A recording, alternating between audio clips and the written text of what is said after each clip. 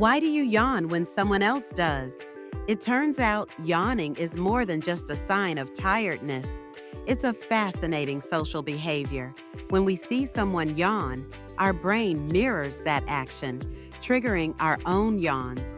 This phenomenon is linked to empathy and social bonding. Our brains are wired to connect with others. Surprisingly, even dogs yawn when they see their humans yawn. So next time you catch a yawn, remember, it's your brain's way of saying, "We're in this together."